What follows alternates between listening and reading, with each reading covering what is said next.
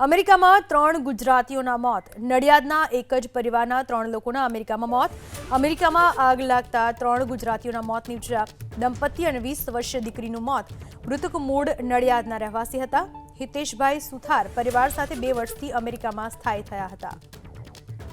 આ વિશે વધુ માહિતી આપો. આપણી સાથે ફોન લાઈન પર જોડાઈ ચૂક્યા છે અમારા સંવાદદાતા જલ્પેશ પટેલ. જલ્પેશ, શું માહિતી મળી રહી છે? કોણ હતા આ લોકો? કેટલા સમયથી ત્યાં રહેતા હતા અને કઈ રીતે આ ઘટના બની?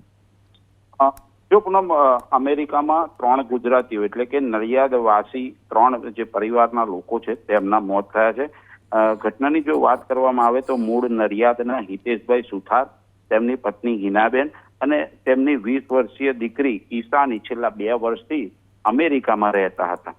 કહી શકાય કે નડિયાદનું જે પરિવાર છે તે પરિવાર છેલ્લા 2 વર્ષથી ત્યાં અમેરિકાના વુસ્ટરમાં આવેલી ઇકો લોજમાં રહેતા હતા અને ત્યાં અચાનક જ આગ લાગી.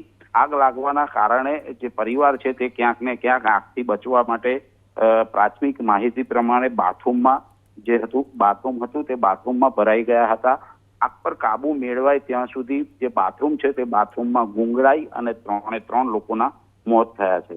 મહત્વની બાબત છે કે જે રીતના અમેરિકામાં આ ગુજરાતીઓના મોત થયા છે એટલે અમેરિકામાં અત્યારે જે ગુજરાતી માહોલ છે તે પણ ક્યાંક ને ક્યાંક ગમગીન દેખાઈ રહ્યો છે. કારણ કે છેલ્લા 20 વર્ષથી છેલ્લા 2 વર્ષથી આ 20 વર્ષની દીકરી સાથે આ હિતેશભાઈ અને તેમની પત્ની હિનાબેન અમેરિકામાં જ સ્થાયી હતા. 2 વર્ષ પહેલા તે લોકો અહીં નડિયાદથી અમેરિકા પહોંચ્યા હતા અને ત્યાં સ્થાયી હતા અને આ લોજમાં અચાનક જ આગ લાગવાના કારણે મોત નીપજ્યું છે. જી, આભાર આપની તમામ માહિતી બદલ.